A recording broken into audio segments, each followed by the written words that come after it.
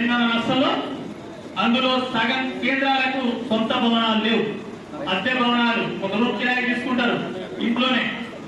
అది ప్రీ ప్రైమరీగా అంటే సాధ్యమయ్యేది కాదు అని చెప్పి ఆనాడే చెప్పాం. ఇప్పటికి కూడా అట్టే కొనసాగుతుంది.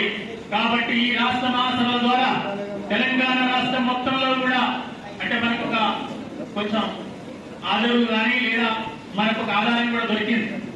ఏం దొరికింది అంటే మన ఇచ్చిన విద్యా కమిషన్ ఏర్పాటు జీవోలోనే మేము ప్రీ ప్రైమరీ స్కూళ్లలో ప్రీ ప్రైమరీ తరగతులు ఏర్పాటు చేస్తామనే మాట వాడారు.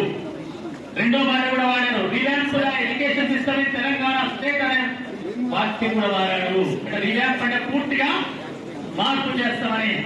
వాళ్ళ దృష్టిలో మార్పు ఏంటంటే మనకు పూర్తిగా తెలియకపోయినా మార్పు ఏదంటే తెలంగాణ రాష్ట్రంలో కేజీ తరగతి నుంచి 5వ తరగతి వరకు ప్రాథమిక పాఠశాలన్నీ సరైన పద్ధతిలో అభివృద్ధి చేయాలి.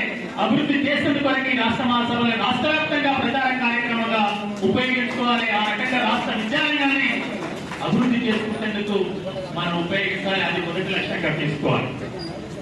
రెండవ లక్ష్యంగా నేను చూస్తున్నా, మీరందరూ కార్యకర్తలుగా చూస్తున్నారు,